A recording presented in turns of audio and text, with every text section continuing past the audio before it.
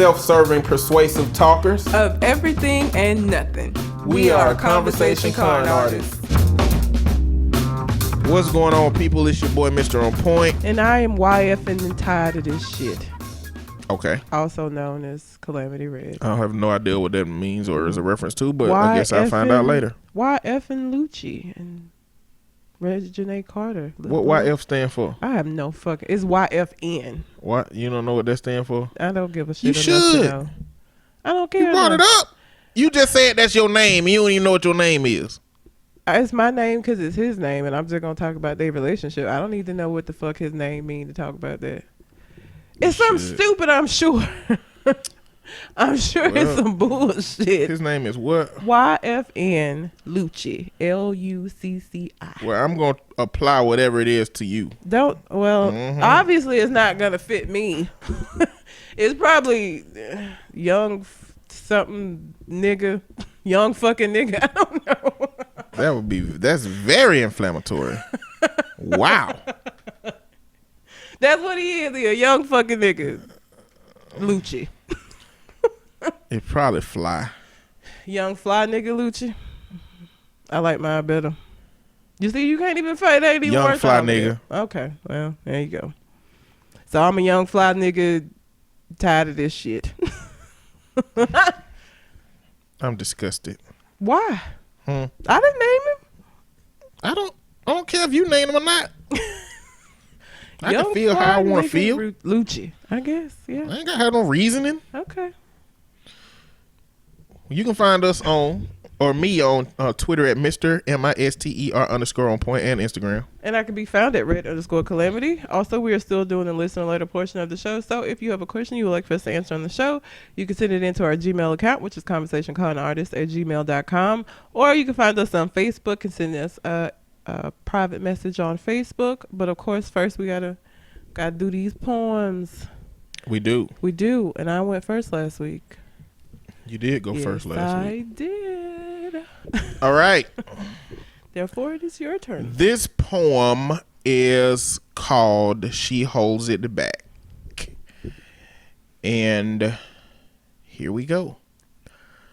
Her inner workings are delicate, but the surface is hardened. The idea of happiness pardoned may be disregarded. Hunting for relationships at a bargain, only coming out with pain. Making love almost impossible to attain, but still. When I hold her hand, she holds it back. Not merely allowing me to control the clasp, but also firming her grasp. Allowing me to see that she still has hope no matter the shape of her past. Overlooking the pain and refraining for blaming me for the game of the last. And not only does she hold it back, but when she holds it, she also chooses to squeeze. Letting me know that she still believes. And I'll keep her from harm, and together her love we will retrieve. But not only does she hold it back and choose to squeeze, sometimes she even reaches for the things on the end of my sleeves, inwardly telling me that when she needs to, she seeks me. And this here hand fits hers uniquely. See, this hand currently belongs to her, and it will never be used to do wrongs to her. But not only does she hold it back, squeeze, and sometimes reach for my hands, she also pulls me in a direction, silently showing others that I'm her man. Also showing me that love doesn't have to be bland, but it can be grand. Shattering the predisposition that I must put her where I say. She's used to being dragged the other's way. She wants to do more than hold it back, squeeze, reaching to pull me to her soul, because if it were up to her, she would never let it go. All right. Snap, snap, snap, snap, snap, snap, snap. Why can't we actually snap? We can if we want to. Oh. Just snap in front of the mic. Your snaps are weak. Is that the best you can snap? Yes. You got to use more power. You know the sound of your snap is actually your finger hitting your palm, right? Is it? Yes. Are you sure? Look. I can't. It's too fast. I can't see. Yes. So you got to put more power on the flick down. There you go. Yeah. It didn't. I mean, it's that. First off, your right hand snaps is better. Don't use your left hand. Well, that's my dominant. Yeah, hand. use your right hand snaps, but put some juice on it. Come on now. I'm sorry for my weak snaps. Snap lesson. Mine is called Contractions. This is about babies. Why would it be about babies? Don't women have contractions when they've been to have a baby? They do, but there's also grammatical contractions, and that's what this is Oh. I just didn't think about. I didn't think you have a. It's an entire poem on contractions. Yeah, grammatical. talking about English lessons. Yeah, well, but of course, it's like in relation to relationships. You know, contractions is just a shortcut. Yeah, and that's what this is about. Oh, okay. It's not a big shortcut though. It's a real little one. Yeah, but it's the same thing. Okay. You make a shortcut to get to the same place. I guess you're right. Okay. Contractions. She isn't, he isn't, it isn't, they aren't, and never will be. She isn't sure. She has no reason to be. You see, he's given no reason to have any security in what he says and what he does, where he is and where he was. So the doubts build up till she can't see. And he isn't honest, not with her or himself. He knows it's not right. You see, her doubts can be felt in what she doesn't say and what she doesn't do, where she doesn't go. You see, he has a clue, but he just can't seem to let it be. And it isn't fair, but sometimes love never is. Starting out so strong, but then beginning to fizz with all that they don't say and all that they don't do, the places they won't go, the obstacles they won't move until all there is no longer was. And they aren't denying it. You see, they're very aware, but love is hard to let go of with all the things that they share and what they do say and the things they do, the places they do go, the feelings that are true, but how can you let go when you care? And it never will be. And it's just a sad fact. Sometimes we try to go against fate, try to make our own track. But no matter what we say, no matter what we do, no matter how far we go, it still remains true that we can't go too far from the path. Contractions leave out things, sometimes in O, sometimes in I. But in those missing letters are the tears we will cry when we forget that nothing's changed. Won't is still will not. Okay. Snaps. Yeah. Something in that poem stood out to me. What? You said do back to back. Do. Yes, you did. Yes. The things that they do. But you said it like doo-doo. Well, I thought about that before I got to that point, because every time I've ever read this to myself, I hear doo-doo, and I hate that. But, like, there's no other way to do it. I see you tried not to make it doo-doo, but I think a part of just how I heard it, it was doo-doo. I tried, but it sorry. is what it is. It really took my mind away from the next three lines. That's so terrible. But, so, yeah. albeit, snaps. We got 2 listener letters this week. Okay, the people who send us listener letters is getting something. It was only 2 of y'all, so only 2. I'm gonna send it. I'm gonna send y'all something. All right. So, 'cause I don't know if Natalie in the she wants to be thing Nikki. say she a nerd. Nikki from NC. Nikki from NC said she's a nerd or a geek or something. So yeah, maybe she do want the hip hop covers book. I'll send her email back to see if she want that. Well, since you brought up Nikki from NC, let's start with hers. Hey y'all, it's Nikki from North Carolina again. Just a couple of things I want to bring up. The storyline of the poor rejected male nerd turning to crime is getting old. I'm tired of it.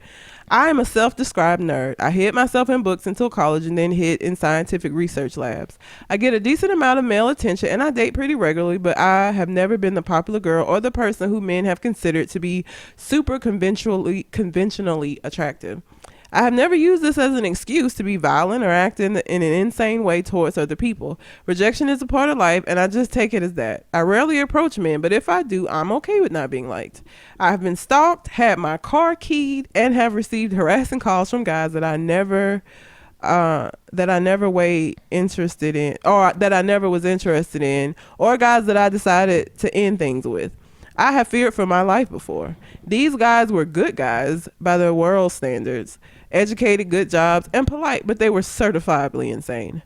My somewhat related question is, have you ever heard of the True Force Loneliness Movement and MGTOW? These guys are beyond scary. What are your thoughts about the movements? Thanks again, Nikki from NC. We had to look these shits up. So the MGTOW refer to themselves as MGTOWs. I wasn't going to say MGTOWs. It sounds stupid. But I mean, but they're stupid. So, but if you hear somebody talking about that, then you'll know that you should not listen to anything that they say after that. Yes, we did not know what these were, so we had to go look them up. And they're basically groups of men that have decided that women ain't shit. Wait. There are differences to discern. Okay. There are differences to discern. Well, so true forced loneliness is basically dudes who believe that they are forced to be alone in society because women are too shallow. And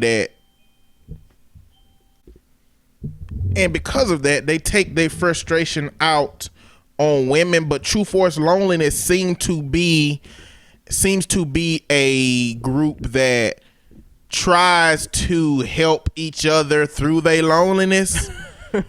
Here's what's stupid about it. Do they? So they think. But hold on, but the MGTOWs now, they're in the same shithole, but they just have a different perception of it. See, MGTOWs are men go their own way. That's what it stands for, which they clearly feel like they've been rejected, but they interpret it as women not being capable of being able to love men, and women not, the way that men can love women, not being trustworthy because all of a woman's intentions are to drain a man of his resources. That's their perspective of not, interacting with a woman. And they have supposedly taken, it's a statement of self-ownership, for men, because it's like, instead of being all woe is me, women won't accept me, which they believe the true forced loneliness guys define their existence by their being rejected. The MGTOWs feel like they define themselves by their desire to not be with women. Either way, both of these groups have a very deeply problematic perspective of women. It's horrible. Which, it's just so funny. The things that they're complaining about are things that men do to women. Like, do they think this because you feel like you're somebody who gets rejected because of how you look? Does that mean that men don't do that to women? Like, the problem is they believe that they are being turned down aesthetically because they don't look right. You're obviously fucking crazy. Well, no, I'm just saying the problem is their ability to socialize. It's some ugly ass dudes out there that got women. That's because they can talk, they can communicate. That's because there are a lot of other things that make up for that. That's not always money. It's crazy because these dudes are so caught up, but the true force loneliness guys, I watched a bunch of YouTube videos for both of them. So if I had to categorize the true force lonely guys, I don't really use this word, but pathetic. I don't like it. It is so deeply burrows into what you must perceive about a person when you say pathetic. Like, it speaks to like ingrained and deep-seated issues with that person. So I don't use that word, but they got problems. Well, in MGTOWs, there are levels to MGTOW. Did you see this? The levels? Did you read I went to the Wikipedia page and I didn't read. Okay, so there's 0 to 4. 0 counts as a level. A dude on one of the videos talked them out. But level 4 is basically the same as like a doomsday prepper. They live completely off the grid. Well, no, doomsday preppers don't live off the grid. They just prepare for when bullshit happens. These motherfuckers go get a cabin in the woods and live completely off the grid because they don't want to be social with anyone. And so the levels leading up to that is like, fucking women but not having relationships with them. And then you get to a level where you just don't even want to have relationships with them. You just don't want to be bothered with them. And then level 4 is you don't want to be bothered with society as a whole. So you just completely remove yourself from society altogether. So that there's a level of MGTOWs that will still have sexual relationships or short-term relationships with women. And then as they grow up in level, then they just like say, fuck all these bitches, I'm done. It's just pathetic and sad and ridiculous. It's like, take some respect. Listen, is there whack ass women out here? Yes, the same way that there's whack ass niggas out here. I'm not going to assume that all men are bullshitters just because I meet some that are. Or I'm not going to assume that all men are not going to be interested in me because these two niggas wasn't. Like, that's sad. And at some point, motherfucker, it's you. It's you. The fact that you were able to be sucked into either one of these groups, whether it's True Force Loneliness or the MGTOW, the fact that this made sense to you and you were like, this is what's been wrong all the time. It's not me, it's them. That's just really sad. It's just sad. And pathetic. And fuck them. I don't. They really do seem like a dangerous group of people. Yeah. The MGTOWs seem like the narcissistic version of True Force Loneliness. Yes. It's like the MGTOWs seem to be like the narcissists, where it's like, we know what's going on. You know, we're what's valuable. You know, feminists and women acting like feminism is a thing and acting like this is a patriarchal society. You know, acting like it's a patriarchal. Because one of the videos he was saying that women are born with privilege because they are beautiful enough to get what they want. First of all women are not born beautiful. It is some terrible looking women out here running these streets. Beauty is in the eye of the beholder. It is. Red. I think that there's somebody for everybody. It is somebody for everybody, but I feel like there are some people that we could all collectively agree. But I feel like the MGTOWs are like angry at feminism and angry at the idea that women are oppressed, and I think that they are trying to fight that concept. Their only idea that they're not oppressed is that they don't want you. Like, your only reason for feeling that women collectively are not oppressed is because they have a option to say, I don't want to go out with you. Well, I think for the MGTOWs, it's from their perspective, it's deeper. How? Because the government is involved in women's draining of men's resources, whether it's the court system taking a child away from a man and allowing a woman to control a man through his child, whether it's a woman being able to divorce a man and take half of his belongings and all of the shit that go along with it. I saw a meme when I was looking up this stuff that said it was I think it had to be a MGTOW meme. Don't let a $7 sundress this summer cost you $70,000 in child support. And it's a dude on Facebook. His name is Sandman. He was the one that was communicating stuff. He has a ton of videos on YouTube, but he doesn't show his face. Does he show his face on? No. I don't know nobody look like, because he know that it's bullshit. He just, I don't know. Maybe he believed the shit that he espousing. Show your face. If you're saying women ain't shit and you don't give a fuck anyway, why would you not show your face? Show your face. Who cares? Women ain't shit anyway. So any of them that say something just are living up to what you believe to be true, which is that women ain't shit. So show your face saying, well, maybe how he look is the reason that he in this situation in the beginning. I'm sure it is. I mean, in one of his videos, he say, I used to get women all the time. And I was like, that shit don't even sound natural. Like the way that he said it, I was like, you lying. You lying. You ain't got no damn women ever to feel this way. Or, you know what I'm saying? Because you could be a man that went through this.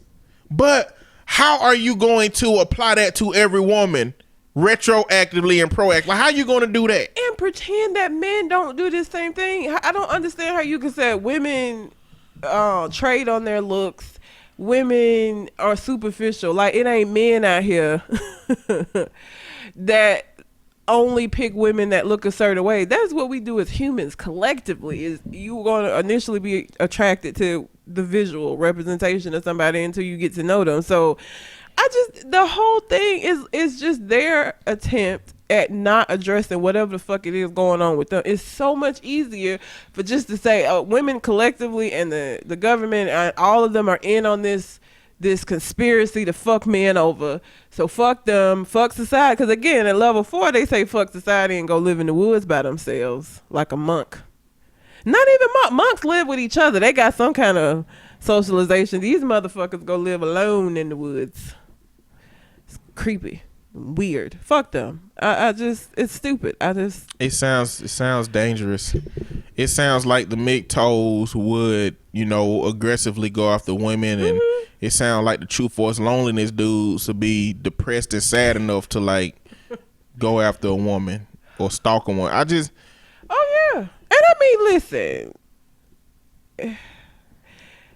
we've talked about like how much more careful I have to be in online dating and just going out because I can't just hit somebody with a 2-piece if they get out of pocket on the date. Saturday night special. Shoot them in the stomach twice. True, that's true. Or like just in general, like men. No, I actually have a story of a woman who got upset because she was the side chicken. Had some retaliation, but like men retaliating can be very dangerous sometimes because, like Nikki, I hadn't had my car key, but I done been stalked where I had to get somebody to say something to a nigga before for him to like stop and chill out. Like it was creepy. Well, when I lived on campus, so yeah, I mean. Fuck them. I don't know. That's my opinion on them. Fuck them. Stay away from them. Anybody that has these ideas are very dangerous people. I'm interested in probing. I'm interested in probing people in my like environment because I feel like some dudes. I feel like I should be like purple pill because every one of them Micto stages is named after a pill. Like red blue pill, then red pill, yeah. then I'm gonna be like, hey, purple pill. Yeah, brother. Hell no brother shit. You crazy. You better not be stalking no damn women. Tell you that right now. Yeah. It's craziness. Fuck them. I don't know. They should just. No, the ones who go live in the woods, I'm with it. You should absolutely do that. Go stay by your. No, you shouldn't. Self. Yes, you should. Go on in the woods. Be by They yourself. gonna end up like Paperboy on that episode. That old man they found in the woods. That's fine. Cause my black ass ain't gonna be out there in the woods to come across them. So No. they ain't gonna stay out there. That's fine. They don't need to be out in the woods, man. They need to be exposed, and they need to be. Something need to happen to them. Like them staying off the grid is probably best for everybody. Then we won't have to deal with they motherfucking. See, now I feel like I felt like there should be a pedophile island, there need to be a Migto island, and a true force loneliness island. And y'all can all go be sad and lonely together. They just misunderstood. Misunderstood Low IQ. my ass. Low IQ. No. Trauma. You know what I'm saying? What trauma that's different from anybody else? You know how many people out here get rejected? You know how many times I've been rejected in my life by somebody that I like? That shit happens, Listen. Let's not act like there's not a ton of variables. People who come back from the war, from veterans that come back over here after experiencing war, all of them don't have PTSD. True. Some of them be fully functional and ready to go do that shit again. It's a certain type of person with a certain type of experiences, with a certain brain chemistry, with a certain perception of that experience that creates that situation when they come back. So everybody that had all kind of trauma, everybody got mom and daddy issues, but a certain type of person with a certain type of brain that have mom and daddy issues, that have bad enough experiences with women to embrace a message like this, it's a lot of variables that go into it. Like when I read this shit stupid as hell. Yes. Like what is wrong with y'all? They got a couple of screws up in their head loose. Yes. But no worse than what's going on in their parents' bedrooms. I'm sorry, I can't help myself. That's Eminem. Oh, But it's fucked up. I read that shit and I was like, no, what? This don't make sense. But the people communicating it believes it so adamantly that all it takes is for them to find dudes whose children been taken away from them because of their mom in the court system. All they gotta find is men who done lost half of their shit to women. All they gotta find is men who done had several bad relationships where they feel like. So the thing is, the core of our society was founded upon men being able to afford the best woman. Unfortunately, that comes at a time where women were property and you can buy the finest woman that you had. Like, not only that, but a poor family will auction off their beautiful daughter to some wealthy people. For a goat. You know what I'm saying? Like, unfortunately, that is where our society come from. So if men today are mad because men are expected to court women from the jump, get over that shit. Or go be mad at your ancestor. Build a time machine. Go back into that society and try to get them to change their ways. And look, let's not act like it ain't women out here that that had money that suffered through these same things. Mary J. Blige, Britney Spears. Kevin Federline is trying to get her for even more money currently, saying that he deserves more child support. Like, there are instances where women are in positions of power in the relationship and they're the ones with the money, and they end up paying these niggas alimony and child support because the nigga got the kids. So let's not act like as the world has progressed that shit ain't moved a little bit. It's obviously still more men out here having to pay. But there are women, especially rich women, that be getting the shafts and have to pay for this nigga for the whole rest of his life, living in luxury. That ain't common though. It ain't what? It ain't common. I didn't say it was. I said that it is. It's still way more men All the motherfucker paying. doing that is Halle Berry And Mary J. Blige and Britney Spears. Oh, Mary J. Blige. And what's her face? The one who he had a baby. She got paid child support. They had a set by surrogate. Oh, Sherry Shepherd. Sherry Shepherd. It's a lot of examples of rich women. 5 examples. I mean, I'm sure I could find more if I went to look. It's gonna be really rich women. It ain't gonna be no bitches around here. But that, I mean, I guess that gives off the perception of it being unfair. But at the end of the day, white men, y'all get everything. Yep. Okay, y'all. Even in the child support system, when the same shit going on with you, white man versus a black man, you get better situation. You know what I'm saying? Like, that's just statistics. You can look that shit up.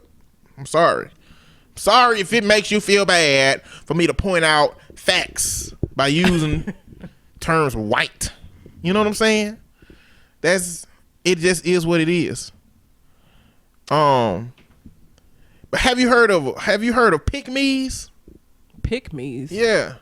The fuck is a pick-me? Pick-me's are basically sound like picking any. Basically in a lot of the videos that I was seeing, I see a woman video under it, and I was like, let me click on her video and see her roasting these dudes. And she's basically like, oh man, I hate to be a man in this society because women be doing this and doing that. And I'm like, fuck is wrong with you? You know what I'm saying? But a pick-me are those women who basically have a dialogue that overrepresents what men are saying about women, so they can get chosen. So it's like pick me. You know what I'm saying? Oh, bitch. And it is very disappointing for those women to be doing that. You know what I'm saying? Because these hoes out here just be doing too much. Don't get me wrong. The systems are overly in favor of women when it comes to like the family system. Yes. I got a bunch of cases, open and closed, that just represent a father being done wrong as it pertains to the court system. These a lot, and these are fathers that are doing right. I'm not just want to be involved. I'm not just using the example of any father, because some fathers ain't shit. Don't even deserve to see their kids, and they do see them. Yeah, you know. But the people I'm talking about, the cases I have, the dad is doing right and they getting done wrong. Mm-hmm. A lawyer that I know, Eric Guster on Facebook, he be a correspondent on some of the CNN and every now Fox and everything every now and then. But he pretty much did a whole breakdown of who he's gonna be voting for as it pertains to the elections. And one of the judges is a white woman, and one of them is a black man. It's for the family court system. The mom and the granddad of the black man came in and said he been going through a child custody issue after he's a veteran. After he came back, he was going through a child custody issue with his woman, and now he's running for judge. He's been a lawyer. He's running for a judge to give black men more representation in there than this judge. And I don't know much about this judge, and I don't know nothing about him, but I know that with that judge, I'm dealing with a case who she ain't forcing the mama to comply with the court order of allowing him to have visitation with his son. And it's been 6 years. It's like there's no balance in family court, because a lot of my clients on my caseload currently had the same guardian ad litem, and she is a bitch. Like, she is awful. Like, Oh my God, I can't. And so whenever now when I ask them like who's their children's lawyer and they say this lady, I'm like, fuck, man, shit. Well, see, the thing is that those GALs, they end up being responsible for allowing those children to go back to the home. Yeah, but this one in particular never feels like the kids need to go back. Well, that's the problem is in Jefferson and Shelby counties, there have been some high profile cases where children went back home and they got killed. And it created, I don't know who paid the prices for those decisions, but either they actually paid some physical prices or they conscience played the price. And it's harder now for all of them. Like they retroactively apply this to any case. That one thing that happened. And I've had to sit in some rooms and tell some of these GALs, because this is what I do. I work with DHR. I represent the clients. I sit in the room, and every time they have a meeting, I come there, and we get to the meeting, and they be like, well, I don't think they ready. And I'm like, look, they finished their counseling. Mm-hmm. They did their drug testing. Yep. They have not failed since they started. Yep. But you keep having them go to these drug tests.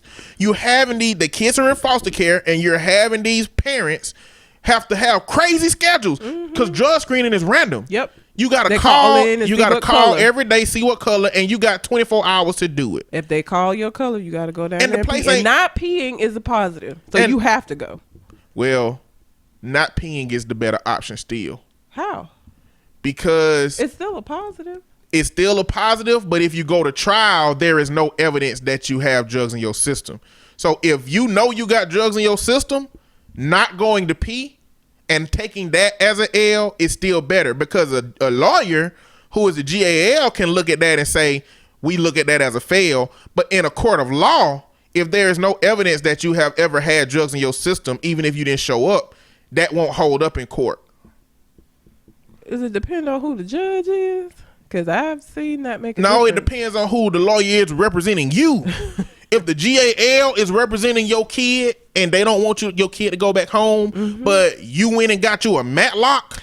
But these people don't have the money. I know. They get these little court-appointed attorneys. I'm just talking about the nuances, because I had a whole case where the client they had a bunch of no-shows, but on the ones they showed up for, they was negative. They didn't have any drugs in their system. And so what the lawyer argued was that there is no record of this client having drugs in their system, and the judge took that argument.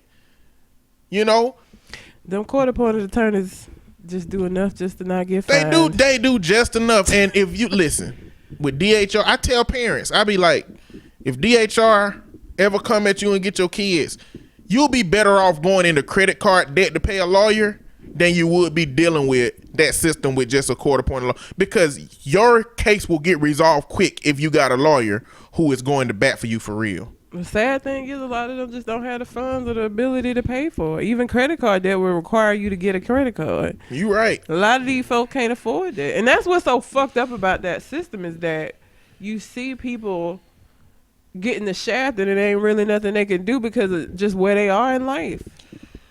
So I brought that up to say I'm not acting like these things don't happen, but to apply it to every single woman. And you know, at the end of the day, the way that I look at myself and the way that I look at my life is I make mistakes. And I learn from my mistakes. If I dated somebody who was crazy, I wasn't looking for the signs early enough. You know what I'm saying? I ain't saying it's my fault, but I could have avoided that if I had seen some things. Everybody, like, you can only wear the mask of crazy for so long. You know what I'm saying? Folks be out here being like, that's my fiance, before they realize they crazy. Yo. You should have stayed just dating for a little bit longer. You know? So I got into a little sidetrack about the court stuff, but y'all need to know, the women who listen to this, y'all just need to know them dudes exist out there. And to run in the other direction. Like, regular misogyny is already bad enough, but this is like targeted misogyny. Yeah. This is like if regular misogyny is like a shotgun, you know, this level of misogyny is like a sniper rifle with a beam. You know what I'm saying? Like, it's bad. But anyway, whatever. All right, we have another Appreciate letter. that, Nikki from Nikki NC. from NC. Shogun from Government Names sent Government name. his letter, and I'm gonna read this one because he had to do something in my voice in the letter. So I still don't think I say this funny, but y'all think I do. So whatever. Okay, so love the show. Promise not to get triggered this episode. I have a simple, unfair, yet very complex question. What the fuck is wrong with alt-white people? I was raised to get along with people of all races, but lately it just seems that white people are on edge and quite literally have been tripping balls. Now, maybe it's me. Maybe it's the media. Maybe it's the drugs, opioid crisis, or maybe it's my lack of drinking. But, in Red's voice, but. Alt-white people have become quite unbearable. From calling the police on black people barbecuing in the park to constant racist remarks on Twitter and in casual conversations, I feel like the alt-white people have a chip on their shoulder and they really would like to get it off. The Trump effect is real. Trump has been the catalyst for alt-white people to show their true colors or lack thereof. But these ideas and beliefs were in place and in play way ahead of Trump's presidency. Is there a way to mend race relationship in America? My overall experience with people leads me to believe that people are not innately racist, but we are tribal. When I meet people, I try to find common grounds to relate us. Normally, that removes any tension and suspected issues. It would be great if our elected officials would work towards unifying us rather than dividing us. Hell, I thought this was the United States of America. On point, this one's for you. HR 5698, Protect and Serve Act of 2018.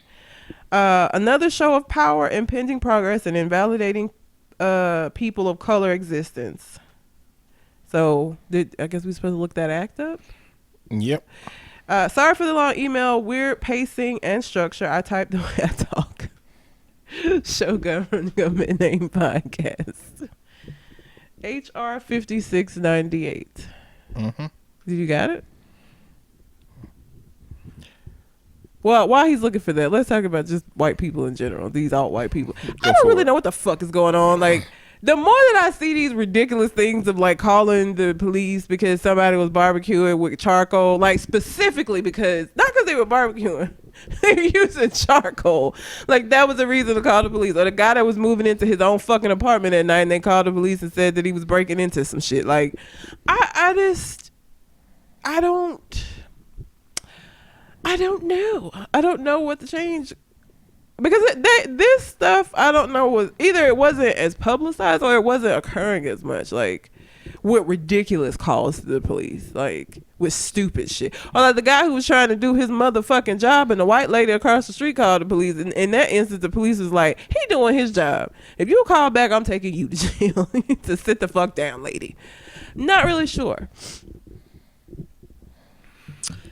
It's basically HR 5698 says this bill amends the federal criminal code to add a new section that imposes criminal penalties on a person who knowingly causes or attempts to cause serious bodily injury to a law enforcement officer in certain circumstances that affect interstate commerce. I mean, white people been doing that forever. Doing what? Like they flip out on the police and injure them, and why is that a law? Or why is that, like, how is that any different from what was on? Like, if you hit the police, then you get another charge. Well, it creates it creates more subjective interpretation by the police to say what somebody did. And what we know that happens with the black community is that, you know, the officers be like, you're resisting, or, you know, you're assaulting the officer, when it's just like their arms might just be flailing because they in a headlock, and it's like, well, that was attempting to hit me. So, and I'm pretty sure that there probably has been some protections against those kind of things. This seems to amend something that allows you to, you know, to cause injury. Like if you try to cause injury, it allow an officer more subjectivity. Like that's what Trump been doing. You know, like when Trump said in the rally, you know, why are you being so nice to these guys? You know what I'm saying? When you put them in the car, hit their head. You know what I'm saying? You can't do that. But this kind of legislation allows you to do it. And you know what? Statistics say that while they may do it to a white person, they're going to do it to a black person more. Yep. A part of it is because the system treats black people worse. So white people and black people getting arrested at the same rate. Black people going to get their head knocked into the door more. But statistics also show that those same rates don't happen. Black people get apprehended at a higher rate than white people. So just in a sheer numbers game, they're going to get their head hit more. So this kind of legislation just helps them be able to have that subjective interpretation of what's going on, to where the court system will take the officer side rather than the side of the perp. Not saying that this is specifically targeted to black people, but it will impact black people at a higher rate.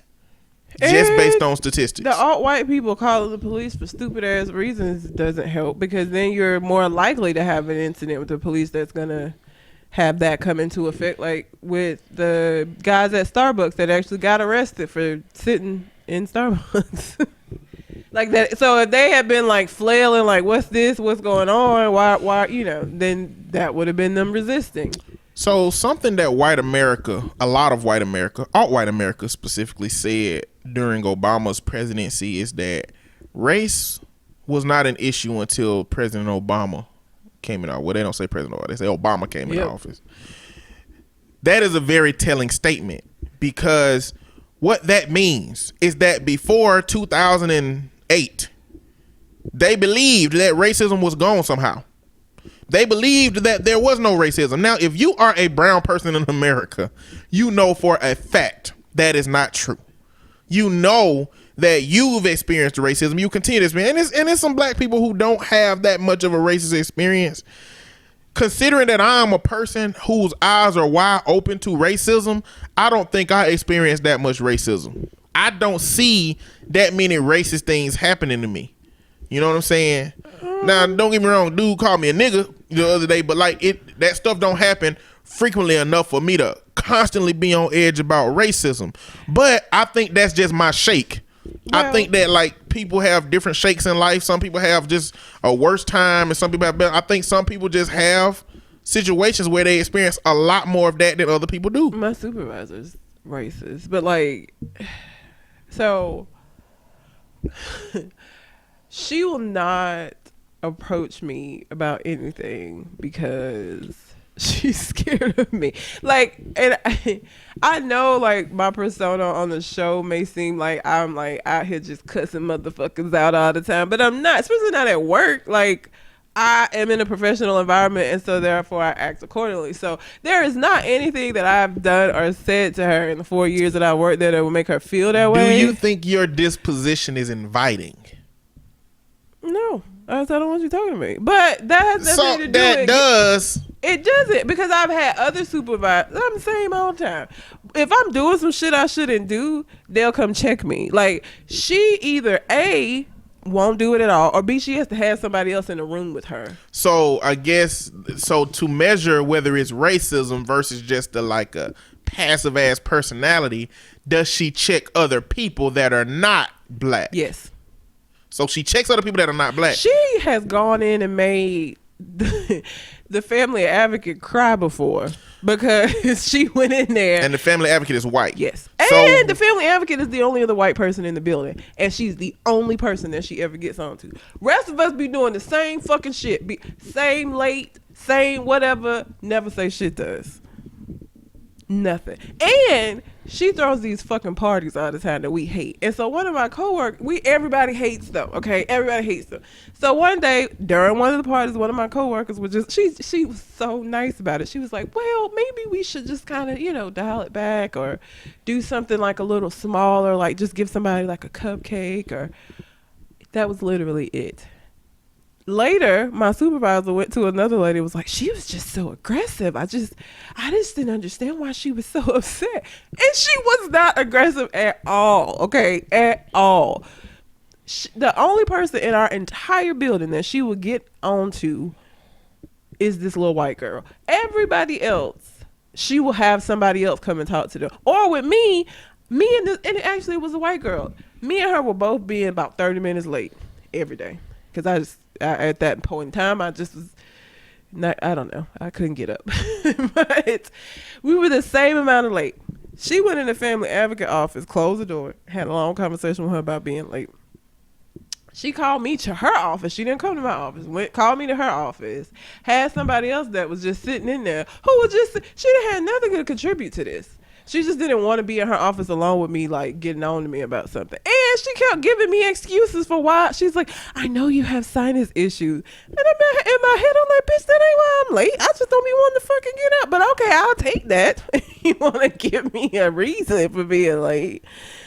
And she does this all the time. Like, she's done this to me numerous times where I'll be doing something and she won't say nothing to me. Like, I was hanging out in the white girl's office a lot. She went and said something to the white girl and was like, you know, she doesn't need to get her to like have me not go in her office. Wouldn't it have made more sense to come to me since I'm the one going into her office? Should you have come and say, hey, Red, you need to stay out of... Exactly. She never does that. She never does it. In 4 years, she always like treats it like I'm just gonna like cuss her out or some shit. And there's nothing that I've done that will make her feel that way. There's nothing that anybody there has done that way, but she ain't finna get on to us. It ain't gonna happen. Man, Shogun, I don't know if you know this, but today is the highest instance of white nationalists running for office. Mm-hmm. Not only that, but pedophiles. Virginia has a open pedophile right now running for a seat. Yep. Somewhere. I don't know where, if it's in Congress. I don't know if it's somewhere. Yeah, I saw that. But open white nationalists, open white supremacists. See, Trump himself, put it like this. You know, have you ever you've heard of a toxic work environment? Yes. And you've heard like a manager can create a toxic work environment, right? Yes. Like if a manager don't hold people accountable or don't keep their emotions together, it is going to impact how people feel. It's going to impact the morale of the environment, and you're going to feel a certain way. And I'm confident in saying that everybody's had a manager, even in a micro sense, not like a complete toxic work environment, but when they're there, the work environment is toxic. Versus when you have another manager that's there and it's not as toxic. So we know that it's possible for one person to influence how everybody else in that system operates. If you look at Donald Trump as the manager of America and the other people around him as his management team, why is it not plausible that his existence has made it to where this is a toxic country environment now? Yeah. This is an environment where people have taken the vagueness of what Trump represents, which is somebody who ain't got no filter, somebody who will open his mouth, somebody who represents the people who ain't spoken for. Well, now you got all these whack jobs who feel like they're a part of a people that's not spoken for, and that's how you get white nationalists who stand out here. That's how you get anti-Semites out here who running for office. That's how you get pedophiles that's running for office. That's how you get open racists for running for office. And not only that, not only the political spectrum, but that's how you get people in entertainment out here speaking crazy and being more comfortable with saying things that you should never be comfortable with saying anyway. And blaming it on Ambien. I'm talking about that shit because Ambien didn't help me out a lot. And I don't appreciate it being lied on. This was supposed to be this place was named the United States of America when black people was in chains. Yep. This place was still named the United States of America when black people were 3/5 of a person. This place was still named the United States of America when Jim Crow was going on. And this place is still named the United States of America when all the brown groups are still subjected to oppression and bullshit. I don't think it being called the United States of America means anything. Well, it means something to the people that it meant to unite. It means the state. We were not included in that. Listen, the only thing that shit mean to me is that the states physically connect. That's all that shit means to me. The United States of America are a series of states that are united in the most simplistic way of the word uniting existing. That's what united means to me in this sense, because everything that the United States consists of ain't no kind of unity. No. And you talk about tribalism, and I don't think people are innately racist. I think people learn to be racist. I don't even think it's about tribalism. Tribalism to me is naturally being with this group that you identify with. You know what I'm saying? Yeah.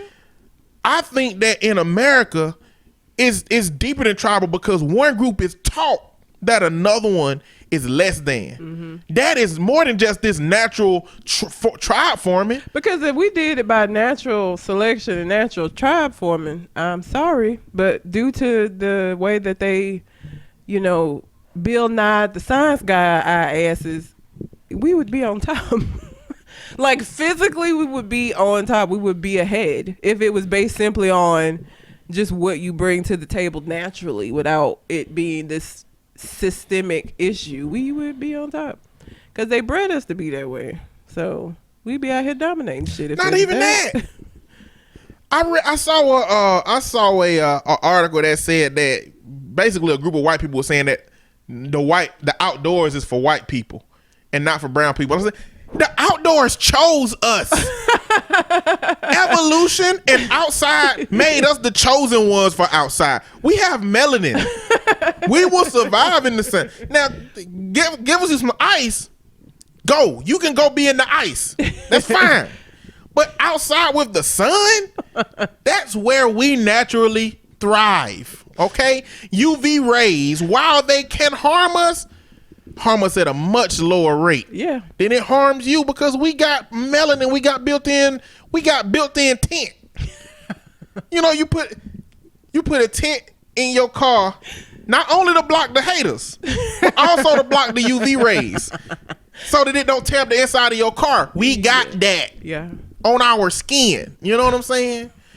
So I think in America, brown and black people especially, there's just been a smear campaign from the beginning of time. Yeah. Because I like Charles Blow.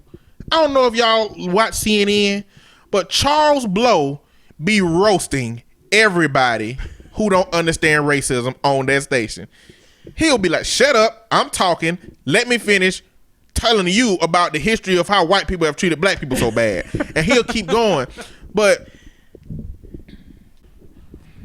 so yeah, I forgot what point I was about to make as it pertains to Charles Blow, but going on my little side tangent made me forget my main purpose of going into the dialogue. But go check him out on YouTube. He be on CNN just talking about race in a sensible way. I mean, it's probably hard for white people to hear it the way that they hear it. You know what I'm saying? The way that he says it, but like where the lies at is kind of how that is.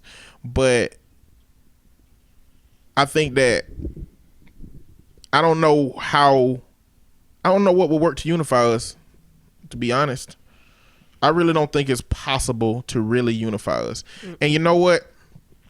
I don't really think I care about being unified so much. I don't care if we are unified if all the brown people in America have the same opportunities as the white people. Yeah.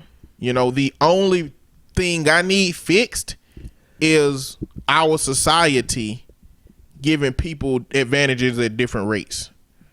That's all I need fixed. Like in an example that I give, I might have said it on here before, but if I'm in quicksand and I'm about to die, I'm about to be under, and a preacher and the Klansman walk by, I don't give a fuck which one of them hold their hand out to save me, okay? And I don't care what their intentions are. And I don't give a fuck if he talks shit about me after he saved me, if the Klansman saved me. You know what I'm saying? All I need from America is tend to my needs. I don't need you to be my friend. I don't need you to even like me. The problem is them not liking me is intertwined in my opportunities. It's intertwined in my interactions with the police. It's intertwined in the education for my children. It's intertwined in the communities that I'm able to live in. It's intertwined in so many different things. All I need is for that to be disconnected from my life in America and the people that look like me life in America and the people who got some level of melanin in their skin from a half white person who has that one drop of black blood all the way up to the blackest person you will ever find in your life. You know what I'm saying? I just need all of those stereotypes and issues disconnected from that group of people. That's all I need. We don't have to be united in that way because I just don't think that's possible. You know, a racist, you can't make a racist. For me and you, Red, we can't, and Shogun and Cole Jackson and Leroy Ketchum and Rockman 3K3 and Sid and everybody. We can't fix racists. No. As the people who they feel superior to. White people got to fix racism. On that note, white people who are from a range of good white people to at least neutral white people who understand, they the only ones that's going to be able to fix that. So for us to be a united America, white people got to talk to white people. We can't do nothing. We can't do nothing but deal with the output of the system. And like I said, a white person ain't got to talk to another white person on my behalf. They just got to figure out how to fix these systems. And the thing is, you can't legislate hate. Nope. Legislation, affirmative action was legislation that was supposed to be some corrective action to people not allowing black people into the workforce first. But you know what the effects of it is today? The effects of it is today, once they get that low number that affirmative action say you need, they stop. Yep. They stop. But if you take affirmative action away, you risk having companies with 0% diverse workforce. You know what I'm saying? Like, I can see the problem of its existence and its absence. And to me, its existence is worth more than what its absence would put out for my people. Potentially. But, you know, that's just that's my perspective, man. I don't think white people tripping no more than they always been tripping. I just think that we can see it in bulk. Social media is the Sam's Club of bullshit. And that's what we see all the time. We get to see the shit that white people been doing forever. We just got evidence now. Yep. We can turn some white people who didn't believe this stuff was going on in bulk. But the ones who don't care, I ain't got time for their dialogue. I ain't got time for their speech. And I ain't got time for them to be coming up to me talking about I don't see you as black. Or we all bleed the same color. You know what I'm saying? Yeah, but you see my blood on TV more. You know what I'm saying? Like, that's a problem. So, I don't know. That's my spiel. Y'all know I get too deep into this racial stuff. Thank you, Shogun, for appreciate sending you, Mike. in your letter. And appreciate you too. Nikki from NC. Nikki from NC. Y'all the only two. You know, maybe one day we'll have that all letters show. Oh, yeah. You did say you wanted to do that. Yeah. Can't do that with 2 letters. But we're going to send both of y'all something. Indeed. If you have a question you'd like for us to answer on the show, you can send it into our Gmail account, which is conversationconartist@gmail.com. Or you can find us on Facebook and find us and send us a message that way. Since I already talked about young fucking nigga Lucci. It's fly. Whatever. I like mine better. Young fly nigga Red. It's done. You did it to yourself. No, I don't want to be young fly nigga Red. You know, as soon as you say you don't want to be something, what's gonna happen? Yeah, right? but I'm not even. Well, I'm gonna say I'm not young, but you are young in the scheme of existence. I guess. Anyhow, so YFN Lucci is dating Reginae Carter, which is Lil Wayne. How you spell that? Reginae. Mm-hmm. REGINAE. Nay on the end. So instead of Regine, it's Reginae. All right. Yep. So they're dating, and a picture came out with her on a boat. I think they were on a yacht. And it's her sitting on the ground with him standing behind her with his nuts on her head. Do we know is it touching? Yeah. Okay. It's more like she leaning back on him. Still. It make a difference. It doesn't. His nuts is on her head. No, it doesn't matter how they got difference. there. Why does it matter how they got there? That's inappropriate misogyny versus what? What is consented head to nut laying. Anyhow, and then all his friends are standing around. It's nothing. Oh wait, you know, there is one other girl. It reminds me of Player Club. Have you seen Players Club? I have. where she went to that party to dance for what's her face brother Junior, and she was like, "You need to get some other girls over here." Like it just looks like the after. It just looks bad. And I'm sure she looked as rough as she do because they was on a yacht and like the wind blow your hair and shit. She just looked like ran through. It's not a good look. And she's 19. You can't judge a book by its cover. What? You can't judge a picture by its composure. This ain't the only picture like this, or this ain't the only bad picture that she done took with him where she looking crazy. Like, my daughter, like at 19, I know that legally you grown, but I'm still paying for all your shit, so this is not acceptable. This ain't acceptable. This is not okay. This is a problem. I would cut her all the way off. Why? Because what? Why would you cut your daughter off? Because she out here. If this is what your idea be a grown is, that's fine. But I'm not gonna. But she grown. Okay. Well, you need to pay. Grown people pay for their own shit. So listen, I'm gonna let you. Listen. If once your daughter leave your house and they make decisions that are questionable to you, you need to look in the mirror and you need to ask yourself where you went wrong. You need to get in the shower, butt naked, like.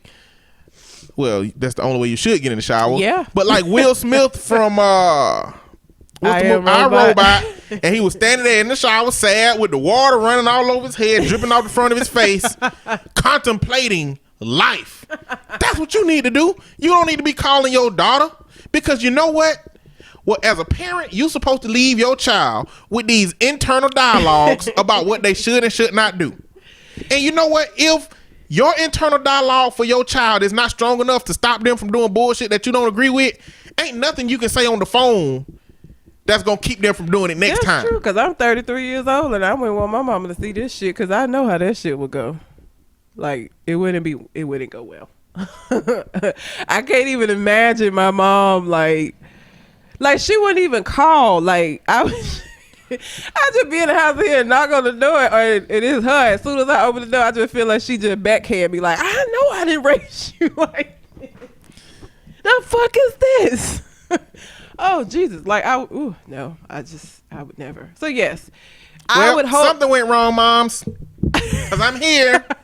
I did it. I would never do that. So what's your explanation? I hope that my daughter would hear my voice. I'm pretty sure she will hear my voice and know that my mama's gonna flip the whole fuck out. Because but that is also about balance. This ain't appropriate. Like, I'm not gonna get upset about her. You on a boat with all of these little ratchet ass niggas, all this drinking going on. That's not safe for you. You need to be putting yourself in better situations. Now, should any of them fuck with you? Absolutely not. But we don't live in a utopian society. So you getting on the boat, smoking weed and drinking with these niggas all around is just a bad fucking idea. And I know I taught you better than that. You don't put yourself in them type of motherfucking positions, because guess what? Regardless of the fact that they shouldn't put their hands on you without consent, if they do, all people gonna be saying why she was on the boat with all of them niggas, why she was allowing herself to be out on the water with nothing but niggas. Like, I ain't got time for that. Neither do you. So you need to make better fucking decisions. That's why this is the problem. That filter is bigger than just being in a place where it's a whole bunch of men at. Like, it can't be that vague. Like, this is not just in a place with a whole bunch of men. You got on a boat, on a yacht, to go out and party on this boat with just these niggas, this dude and his friends. This was not like an industry party that she went to and she just didn't know. Like, she could have asked them who all gonna be there, who you invited. It's one other girl in this picture and a bunch of roguish ass niggas. Like, this is different than like you showing up somewhere and you weren't aware that was gonna be the situation. When I got to the dock and saw all of these roguish niggas, I'd have been like, no, I'm not going. I'm not finna get on a boat with these niggas. Like, even at 19, without my mama telling me, like, that shit looked like it's gonna be a Players Club scene. Like, I ain't getting on that boat. No, absolutely not. The fuck? Nope. So what you're saying is, anytime a group of black men that look like that are crowded in a space. A woman on a boat in the middle of the water what where you difference cannot. do it mean to be a boat? Cause you can't just walk off and get away from it. If you're in the middle of the fucking water and these niggas get crazy, where you going? If you a woman and you anywhere with one man that don't want you to get out, then you won't get out. You might be able to get loose and go get some motherfucking hell in the middle of the ocean. Even if you were able to get away, where you going? It's a boat into the water. Like the fuck? What? No, that is completely different than being in somebody's apartment where you can scream and run and get help. On a boat. Who gonna hear you? Who gonna help you? No, that's completely different. That's a whole different story. Again, even if it was like a stationary on land place, I probably wouldn't go. But I definitely wouldn't have got on that fucking boat. I just wouldn't have. I don't trust niggas like that. I'm sorry. I could have been a group of frat boy white men. It ain't even because they black. I wouldn't have got on a boat with a bunch of white frat boys because I feel like the same bullshit would have happened. Nope, I'm good, Charlie, Brad, Mark. Nope, I'm not going. It ain't got nothing to do with them being white or black or whatever color they are. It's just a bad situation. So it got something to do with them being men. Yeah, it does. It absolutely does. Don't trust no mans. Don't trust a group of men where you one of the only females in the group. No, because again, regardless of many? How many is too few or too little? I'm not gonna be the only girl in any group other than like with y'all because I know y'all. That's what I'm saying. But what if she know them? What if she know every one of them? Still. Well, that's why I'm trying to discern. You know us. I know so y'all. It's okay for you to be with at most 5 of us and one of you. And y'all don't never be half naked. I'm not half naked. When we all come over here, everybody got on clothes. That's just shenanigans. Well, but that's what I'm saying. Shout out the government name. The shenanigans. I would not have been a part of this if I rolled up. You know the hip hop world of all the dudes. If it's 5 dudes, Guess 2 of them gonna have their shirt off. That don't mean half naked in the sense that parents mean it when they talk about a girl leaving half naked. My daughter, looking at this picture, I would want this to be a situation that she would be like, oh no, not a good idea. This don't look like it'll go well. Or a daughter who knows those people well enough because she has a strong enough filter to know who to trust. Do these niggas look trustworthy? Like, that's the point. I don't feel like Regine has the ability to discern between niggas that are trust. Like, I really feel like if this nigga was like, hey, I want you to come, and actually the shade room comment was when he takes you around his friends. She seemed like the kind of girl, because of who her mom and her dad is and the fact that we've seen her be involved in a bunch of grown people shit and them let her and not have no boundaries with her. I just feel like she would have just been like, okay, he want me to meet his friends, girl. I ain't racist like you. Racist. So I'm not gonna look at a group of black men and tall tees and tattoos and one got their shirt off. It could have been a bunch of frat boys. Frat boys get drunk. You the one that brought up. You the one that made the statement that looked like this. And frat boys too. This could be a picture of a bunch of white frat boys drinking drunk. I wouldn't get on a boat with them either. I'm not gonna get on a boat with men that look like they make bad fucking decisions. That's why I'm bringing up. So if it don't look like the white frat boys are making bad decisions, they white frat boys. What the fuck? They make bad decisions. What if all of them got on 3-piece suits? I don't give a fuck. Are they in a frat? Then what you're saying is it's not about whether they make decisions or not. It's just if they men. It don't matter what they look like. No, it does. A bunch of white frat boys. Have you been on? Don't do this. Been on a college campus and okay. I changed the scenario to a bunch of men with 3-piece suits. You said it still don't matter. You just said what if the frat boys had on 3-piece suits? Well, you don't know if they frat boys if they got 3-piece suits on. That ain't necessarily true. If all them had 3-piece suits on, you wouldn't think they were rappers. Oh no, I would. I still would. You telling me that if you see Young Thug with a suit on, you gonna be like, he must not be a rapper. He must be an accountant. No, these niggas still look like rapper types, suit or not. The point that I'm trying to make is that either it's about discerning what those people consist of, character wise, or it's about what they look like. What you're saying that is you haven't defined what if they look like a certain thing, would it be acceptable for a woman to go onto a boat with them? If they look like a certain thing. Yeah, what level of a large amount of men that if a woman saw it, that she should be comfortable going? I would not be comfortable getting on, even like okay, for instance, the guy that I'm dating now. If he invited me on a boat and he the only person that I know, but these are his friends, if I'm gonna be the only woman there, I'm not going. Even right now at 33, even with me knowing him and his friends are probably gonna be military men because I'm just not gonna be comfortable being the only fucking woman on a boat in the middle of the ocean with niggas that I don't know. Okay, so it's about men in general. But especially if they look like that. It's about men that I don't know. Or men that you don't know as a woman. I just don't believe that she know all of these niggas' friends. I just don't. So if she knows all of them, then it's acceptable. I still would want my daughter around. Because you wouldn't go and you wouldn't want your daughter to go. But with your logic, if she knows all of them, if all of them have been vetted by her, if all of them are known. Okay, but she seemed like the kind of person who would accept bullshit. So just because she know them, don't mean that they good people. Okay, so let's not talk about her. Let's talk about your daughter in the future that has a vastly appropriate filter. And through a series of years of knowing her, you know she got a filter. You know she judges her friends very well. You know that she put people out of her life when they are problematic. If she was on a picture like that, she would have no picture like this if she was doing all of the things that you just said. But don't nobody with no self-respect. Well, it wouldn't be a picture like that, but it could be a whole bunch of people in khakis and gray That's shirts. Different. That's why I got to be a motherfucking gray shirt, nigga. I'm just saying. What I'm saying is, nigga, you're saying there is no measure of somebody being able to filter men out, at least in your life, at least your daughter, that you will accept her being in that picture. If she was in a group photo where people was in khakis and shit and they was just hanging out, yeah, I'll be fine with that. Even if it was just her and one other girl, the same way that it is in this photo.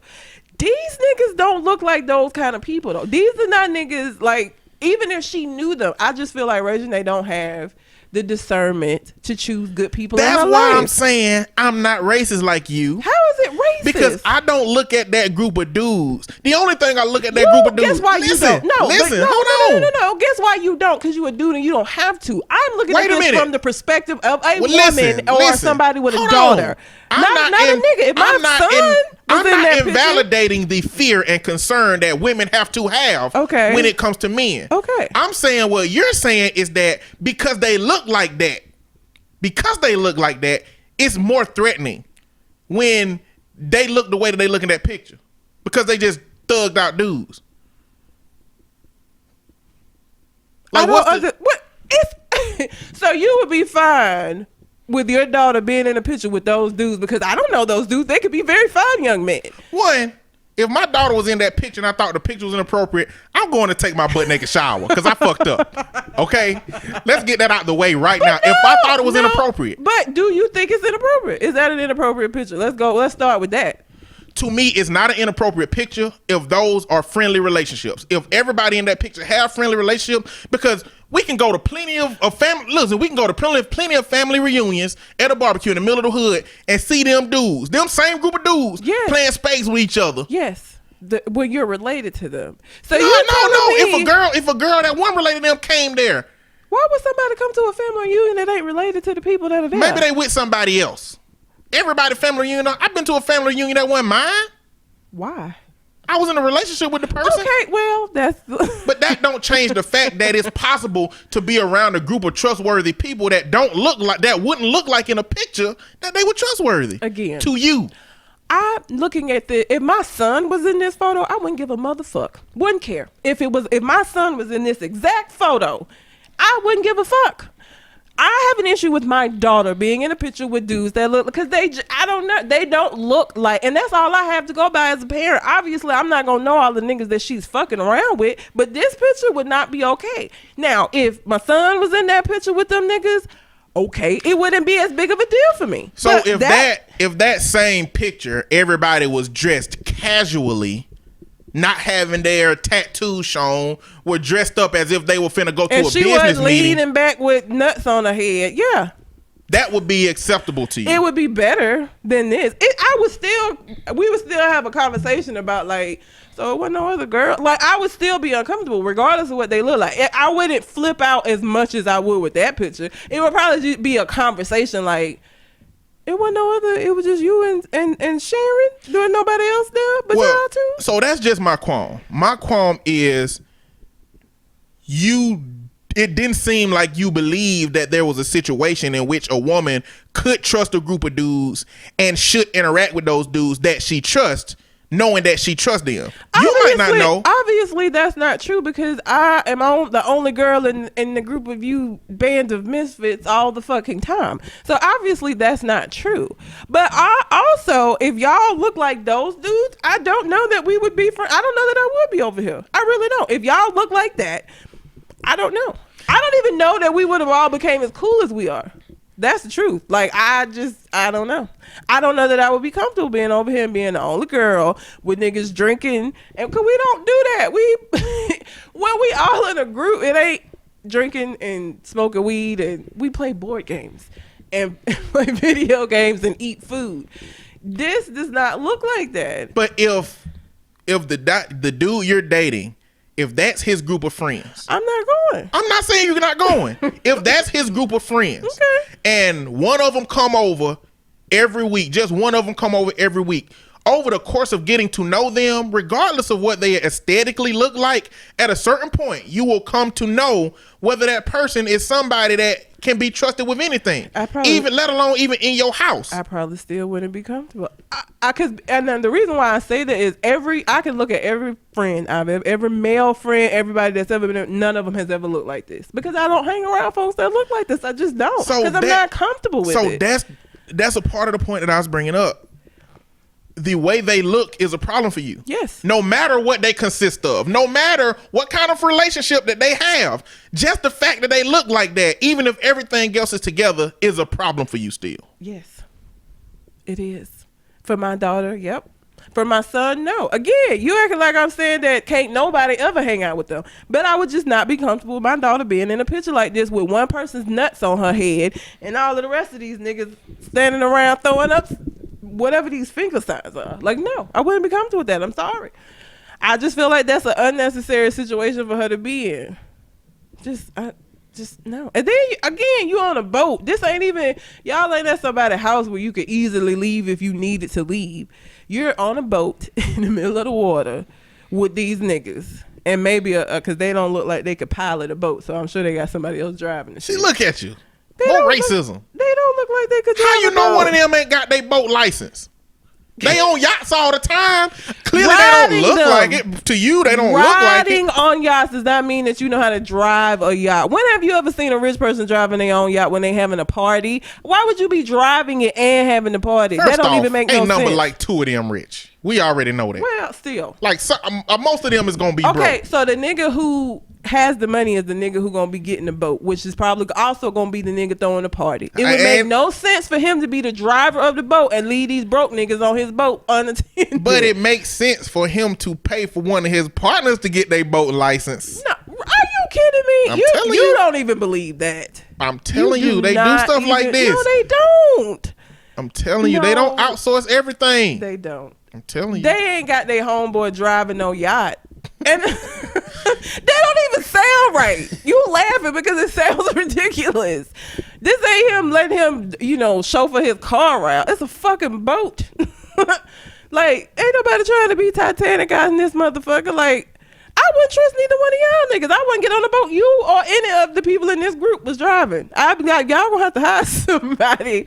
Like, just because you don't believe one of us will be capable of acquiring a license that would allow us to functionally operate that thing. Yep. And y'all don't look like them, but I still would get on the boat that y'all was driving. No, we're gonna be waving to your ass on the damn shore. And that is fine. Headed off from the shore. I can't swim because I can't take the risk of you fucking up out there and I can't swim and I'm gonna die. No thanks. It's too much of a risk for me. I can't swim. I'm appalled at the limitations of trust you have on me because I'm me. I'm a fucking appalled. What else will you not let me do? Clearly, you won't let me operate a boat or a plane. You won't let me operate a plane. It's other shit. No, No. I gotta find out now. No. Just I gotta find out now. ridiculous things like the where I feel like my life would be in danger. No, because I've known you for a good 15 years and you ain't never flew no shit. So that means that if you got a license, you would be very new. It ain't like you this seasoned pilot and shit. And I'm not going to be your maiden voyage. I'm sorry. I'm not trying to die. No. Same thing with a boat. I've known you for 15 years and you ain't ever piloted a boat. I'm not finna get on a boat with you because you just got your license. I'm not. So sorry. how do you know that the person that you get on any boat or any plane with didn't just get their shit yesterday? Just because they got on the fucking hat and what? the suit that they say work for a pilot? company that I could What is it called? A boat? It ain't a boat pilot. I don't know. Captain? I don't know. If you drive a yacht, you ain't a cat. I don't know what a captain is. I don't know. Anyhow. So how do you know he didn't get his yesterday? But guess what? They had to be vetted by a company, and that company felt like they were capable of doing this. And guess what? If they fuck up and I survive, I can sue them. Fuck up and we survive, all I can do is bitch at you for the next 15 years about how you almost got us killed. That's it. That's the only thing I got. But if your fear of your fear is getting guess getting what? killed, all of this is irrelevant because I ain't never even been on a boat for the same reason that we talking about now. Because I don't want to die. So this is all irrelevant because it ain't like I'm out here hopping on boats with niggas all the time that work for places. You know, I don't all right, get so on you boats. dying in a boat or in an airplane. Guess what? My luck is such. No paranoia is such. That it would be that Your time. paranoia is such that you wouldn't even give it a shot. The other thing I wanted to point out about this picture is that Tiny commented and was like, look at my baby living her best life. And of course people had a problem with that because Symphony, whatever her daughter name is, that is best friends with Reginae, ain't never been in no picture like this, would never be in no picture like this, because T.I. would lose his fucking mind. T.I. would never, ever, I don't even think Symphony would attempt it. That's why we don't see pictures like this, or pictures like at her birthday party, or you don't ever see her in no pictures like and this. I don't think it's because T.I. is like a scary dude, and if she in a picture with goons, T.I. gonna come after him. I think it's because T.I. is an appropriate parent. I don't think Tiny would be the same kind of parent that T.I. like. I think Tiny really drives. I think T.I. drives, you know, what his kids are. So you think if it was left up to Tiny, she would be in pictures like this? Yes. Escape. All of them is ratchet. But T.I. ratchet? T.I. the difference between T.I. and the Tinies of the world is that T.I. from when he put out what's the first name of his album? Not paper. Serious. I'm serious. From that album, he has grown tremendously. He started off intelligently. Don't get me wrong. I don't think Tiny's smart. I think she could just sing and she light skinned it. Well, okay, so is T.I. being racist too because he wouldn't want Symphony get a picture like this? Because I fully believe that is why No, he's raised a daughter that has discernment. Okay, so then these niggas, she ain't on this boat. She's not in this picture, and they best friends. So then my idea about them might just be right. They might not be appropriate motherfuckers for a 19-year-old girl to be on the boat by, huh? Lil Wayne might know all them. I'm saying you just said that YF and Lucci probably the only nigga with money on him. Why would T.I. know his ain't shit friends? Why? I mean, not T.I. Why would Lil Wayne know his ain't shit friends? He know this nigga because they supposed to be doing music together. So I do know he knows her boyfriend. The rest of these little niggas on the boat, though, why would he know them? For what? I don't care if he know them or not. She know them. So? Maybe she know them. This just look terrible. I just, his nuts are on her hair. If T.I. or Lil Wayne would be mad at that photo, they need to be mad at any photo where their daughter is solo around a bunch of men. All right. But I promise you could Google Symphony, whatever her last name is. There ain't no pictures of her like this. There ain't no even on her birth. It ain't pictures of a lot of well-known people like that. Period. Point is that as close as these girls are, if it didn't matter, Symphony would be in these pictures because she's in other pictures with her. They are like best friends. So I'm not even talking about other celebrities. I'm talking about somebody that knows her personally. I feel like Symphony chooses not to do this shit because you know her daddy would trip out about it. Like he wouldn't be approve of it. Because as close as they are and as much as they are together, the only time she don't be around is this shit when they and her and this nigga almost got arrested here recently at a club in Nashville, I think it was. Symphony wasn't there. What I think is Lil Wayne and Toya need to go take their butt naked shower. With the water coming down on their head and dripping off from the front of their face. And they need to think about what they have done to their child. And Toya got another little girl now. Her new baby's a little girl, so she finna raise another Regine. No, she ain't. Why? Why would this be different? How old is the other child? She just got here. She's a baby. Oh, she damn. just had this baby. And that's the only child she got? She got any other kids? No, this her second kid. Oh. Regine and now this little bitty baby. Yeah, you're right. They're gonna fuck her up too. You know, birth order, Alfred Adler, birth order would dictate, like, if they were close enough that the other one would, in order for the other one to find a place to belong, she got to be different than the other sister. So one of them ratchet, one of them got to be smart. Like, oh yeah, no, they too far. So apart. they too far apart. They for 19 years apart. Regine See, 19. This girl just got born. I see. So she's just gonna be another little Regine. I forgot what royalty. I don't know. There's two homegrown porn stars named Loyalty and Royalty. That already ain't good. I say homegrown porn stars, more like just people that just record stuff in their bedroom. That's unfortunate. They get paid from it. I mean, it's ridiculous. But The point it's is not just nothing ridiculous. that you would probably want your daughter doing. So, Like I said, whatever my daughter do after I send her out into the world is I'm either gonna be proud of or I'm either gonna go take my butt naked shower. Okay?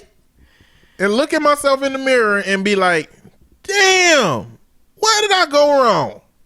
You know? I would hope that I would like raise I was a saying daughter. earlier, it's about balance. You can't And you push them too hard. I'm not. Red. I'm not gonna push her too hard. But They gonna be on that picture with your name on their damn chest. God no. Look, mama. I hope that I'm able to raise kids with the ability to discern situations and to understand that, especially my daughters. You just have to be much more careful. Is it fair? No. I wish I could go and just do whatever the fuck it is that I want to do and not have to take all these things into consideration. Even in dating, I have to be a lot more careful. And I don't go out on as many dates as I could because I have to discern situations and try my best not to put myself in fucked up situations, because at the end of the day, and we've seen this time and time again, it don't even matter. It doesn't matter that this person violated me. If people feel like I should have not been in that position or I shouldn't have had this thing on, that is what the perception is going to be, fair or not. And so I don't want my daughter to have to go through that. So I want to raise a child that understands that, hey, should you be able to wear what you want and do what you want? Yes. But that is not the society that we live in. We live in a very misogynistic society where some of these men feel like they're entitled to do whatever the fuck it is that they want to do. And you just have to be more careful as a female. You just do. You just have to be a lot more careful. And so my daughter, like I said, even if she was on a boat with niggas with khakis on, if she was like one of two females on that boat, I still would be like, hey, especially if I didn't know the guys. Now, if it was a picture of boys that I had met or had interactions with, I might be a little bit more comfortable. But like people that I don't know, I'm still gonna have a conversation with her about it. I'm not gonna flip, but we gonna talk about, like, y'all was the only two on the boat? How many dudes was on the boat? Like, there's just not it's just not, there's too much room for some bullshit to happen in that. And I know that you can't think of every possible outcome, and you can't, but the shit, that kind of shit, yeah, you do have control over that, not putting your situation where the ratio is way off. That's important, you know, but to me, that's the smaller message over discernment. Because if your child is blocked from environments that create a dangerous situation and they don't have discernment and they get out into the world, that shit can happen with one person. Yeah. So to me, having a filter of knowing what to look for as it pertains to when this may happen, You know, it's like I hate for the message to my daughter to be better stay away from groups of guys because this shit mostly happens with somebody that you trust, that you consider a friend in a one-on-one interaction. It does, but if you're even guys that you know how many people have been attacked by people that they know that they trusted, that they either had too much to drink or bullshit like that happens too. You can know somebody and still be in a situation where there was some other variable like drinking. I just don't feel like a girl should be in an environment where there's drinking going on with men, even if you know them and you're there by yourself or you're there with this one other girl. Like, I just don't think that that's a safe place. Like, it ain't even just that they're on the boat. Them niggas was definitely drinking and smoking because it was a part. Like, them getting together was a party. It was a party on a yacht.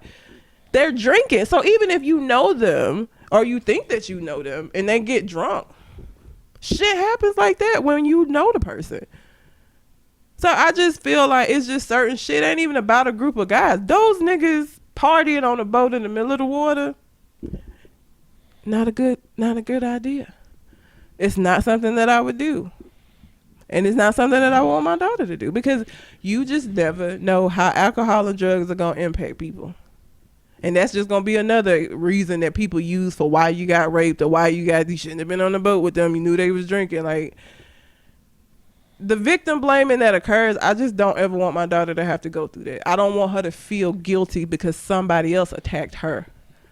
I just don't want her to have to go through that. And being on a boat with niggas that's drinking, even if you know them, is just not the greatest of ideas. It's just not. So I need to say that 2 times I said I'm not racist like you. I was supposed to bring that around to something that was funny. But you cut me off both times, I think, because you was offended by it. So I wanted to let people know that it wasn't supposed to be hostile. It was supposed to be silly. But damn, now I don't even remember what I was going to say. So just going to have to sound like that. I just feel damn, strongly. I know what I was going to say. I was going to say the only thing I could tell about them dudes is that one of them got a Black and Mild behind their ear. One of them got a bag of weed in their pocket. And there is Henny somewhere. Okay, that's all I know about them dudes by looking at them. You know what I'm saying? That's enough. I'm just saying.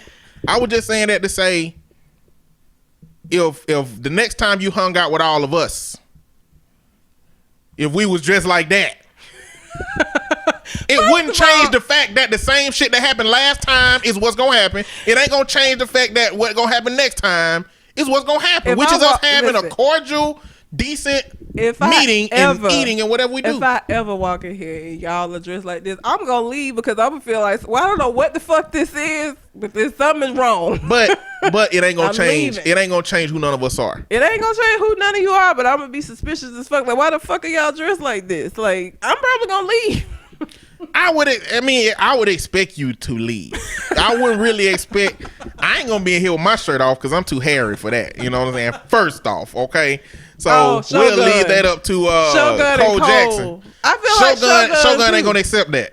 Shogun is not. He's not gonna accept that comment. I'll tell you that right now. Why he ain't gonna accept it? Because he believes he's bigger than I believe he is. He believes what? He believes he's bigger than I believe he is. What do you mean? He don't look big to me, but I think he bigger than he is. Big? He think he on my level of bigness. No, I think he's not. He put us both in the same like group of big guys. Why does he think that? I don't know. Okay, well then he won't be the one with his shirt off. That would be Cole Jackson. Cole would have his shirt off. Let me see. I guess then Ant would be the one that's throwing the little with the dread. I don't know. Correct me, Shogun, if I'm wrong. Please do, but I don't know. I feel like he done said before us big guys, and I weigh 100 pounds more than him.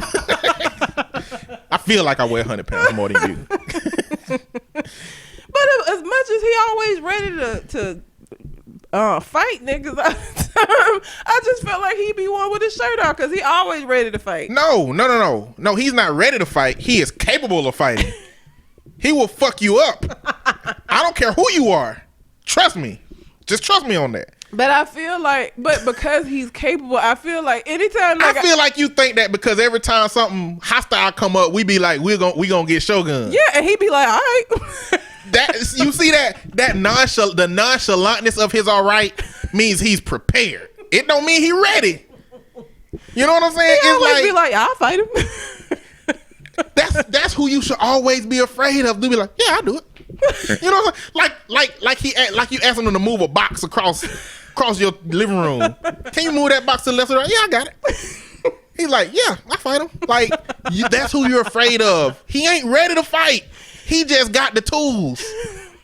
I ain't got the tools. But he's always I got the willing. size. I ain't got the tools. Listen, you and Cole kept talking about Jamaica got a machete and how y'all wasn't finna fuck with him. And Shogun was just like, oh, I'll fight him. I believe that Shogun will have that machete before Jamaica can get to even do anything with it. I'm telling you, like, I'm just saying, I know what his training consists of. Now, I don't know how deep he got into it, but I know what he was involved in consists of. And is he single still? I think he's single, ladies. You can have this protection for yourself.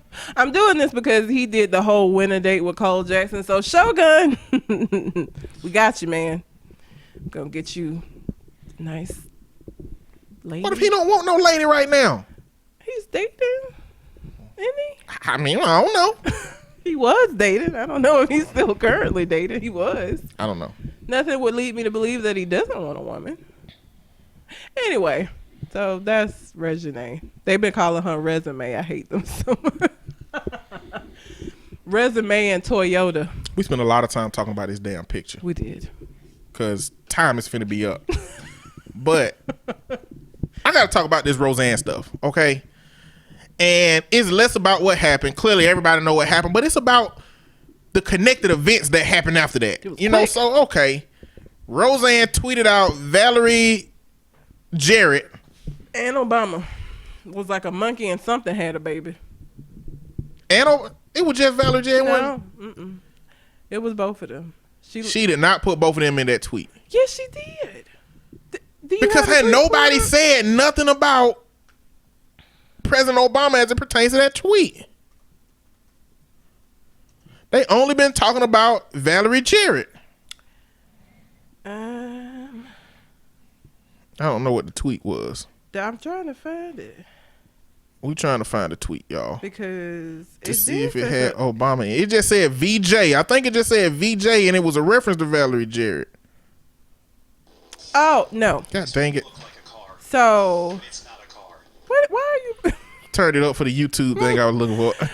ABC abruptly canceled Roseanne hours after Miss Barr, the show's star and co-creator, posted a racist tweet about Valerie Jarrett, an African-American woman who was a senior advisor to Barack Obama through his presidency and considered one of his most influential aides. She wrote, if the Muslim Brotherhood and Planet of the Apes had a baby, that would be her.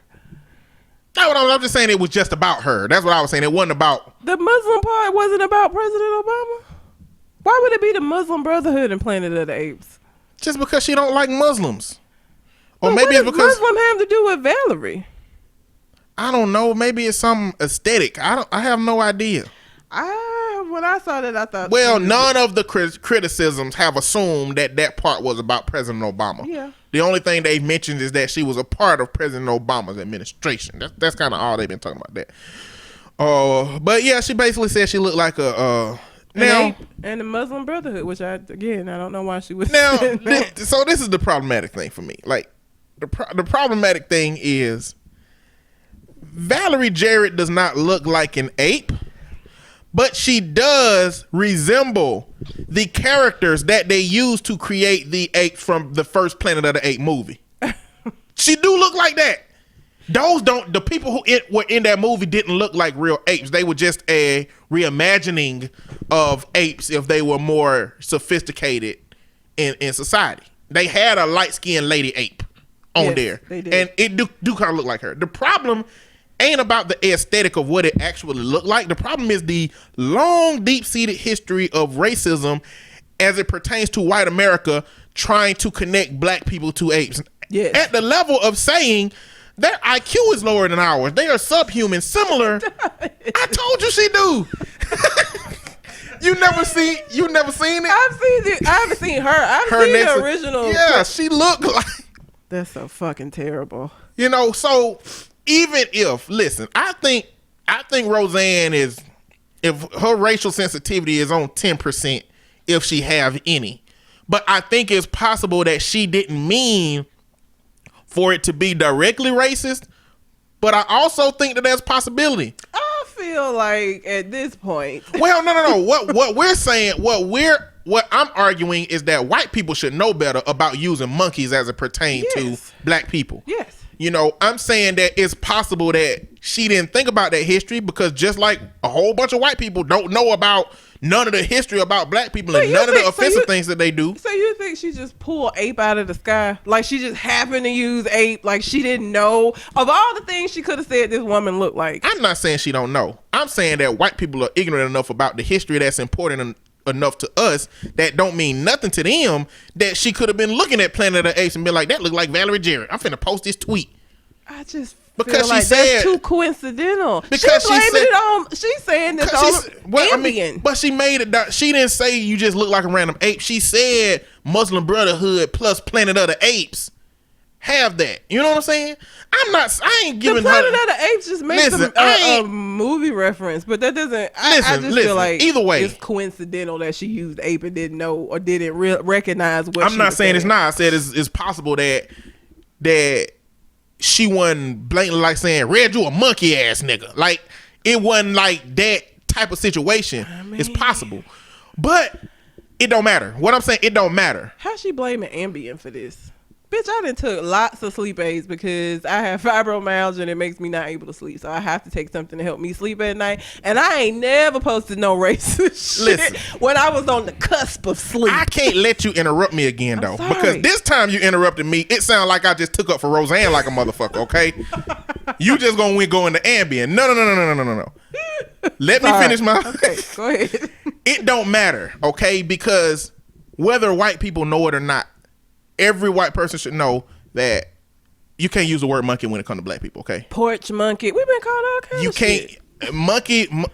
we were compared to monkeys. They used to tell us that we were more like monkeys than we were like humans. That's how they justify a lot of the shit. I know exactly what the fuck I was finna say about Charles Blow earlier.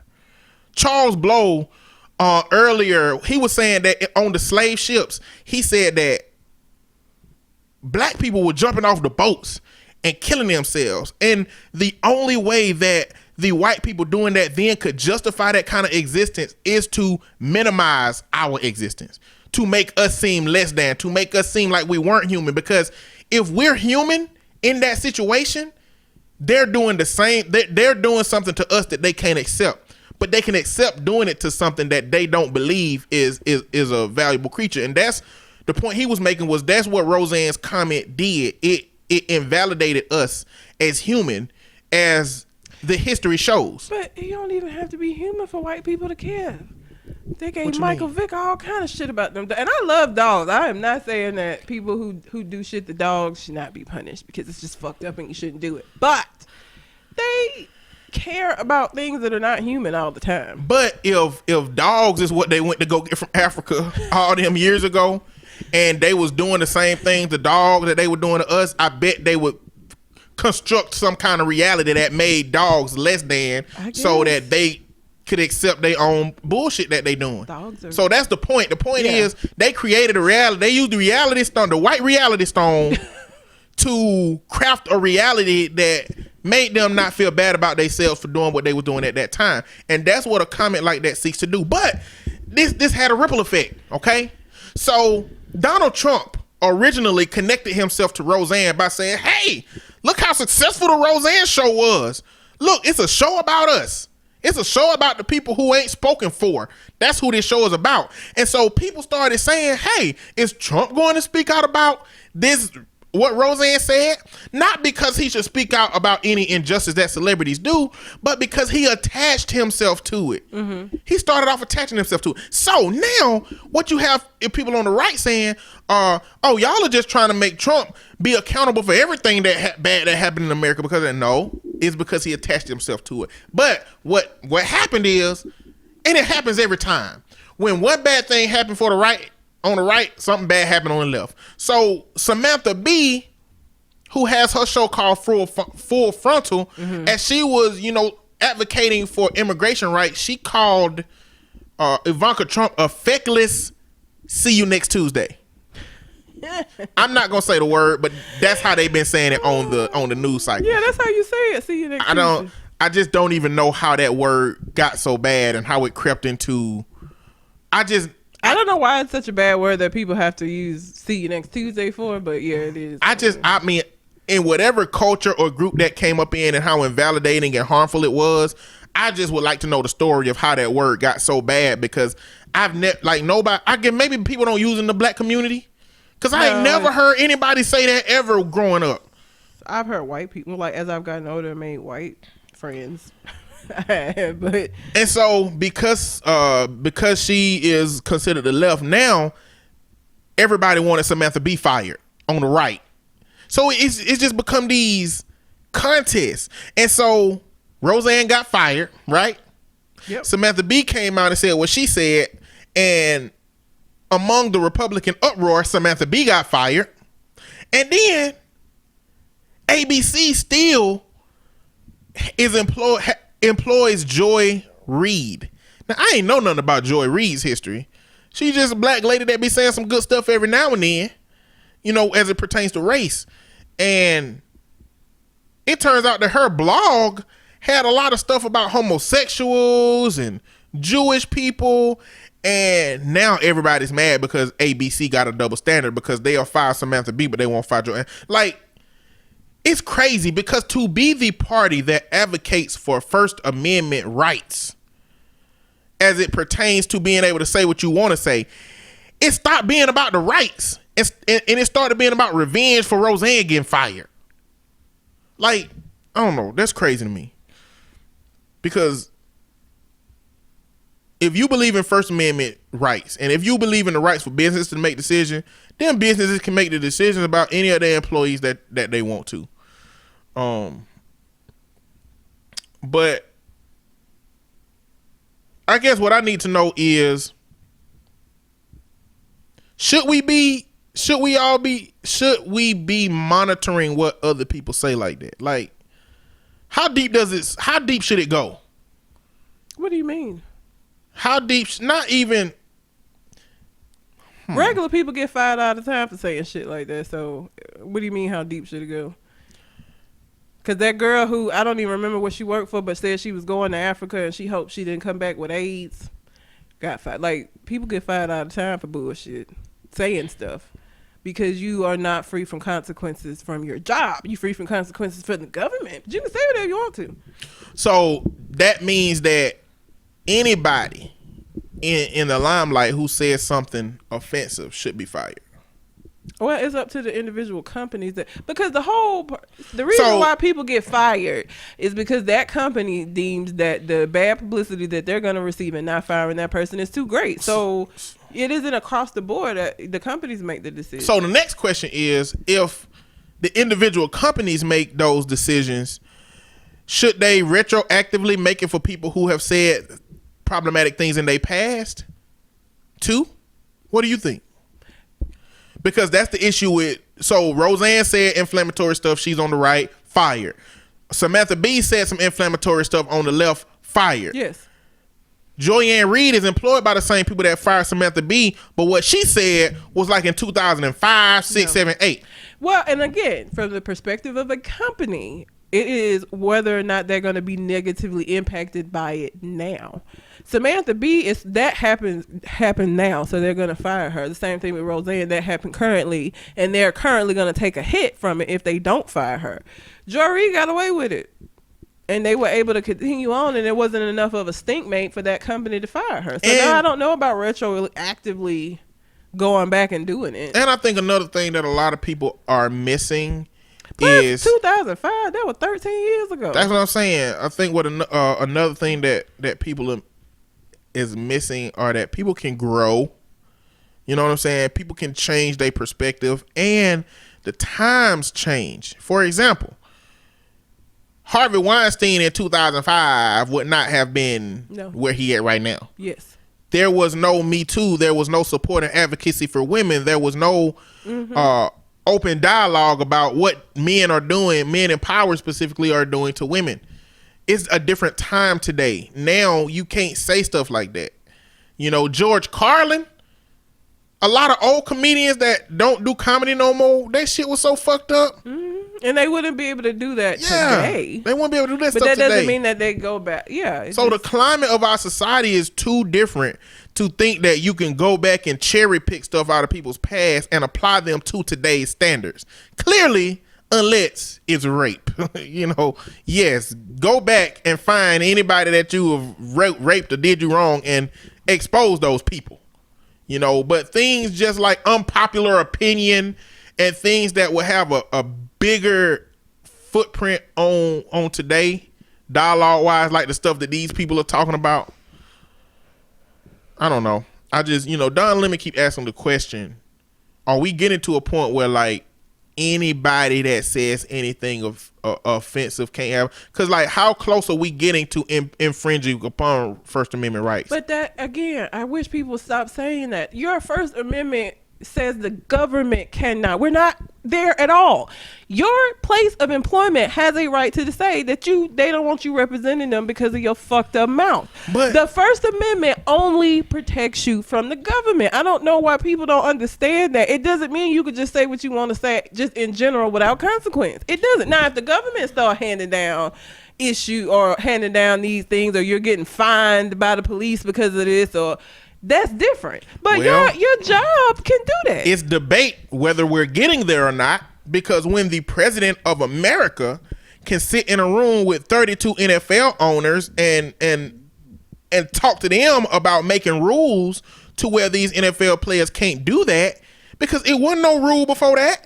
But see, that is problematic, because that is infringing upon the rights of those players through the government. The president is leading the charge for them to not do that. That's different than you getting fired at your job because you said some fucked up shit. Like, that is not your First Amendment right being infringed upon. It's not.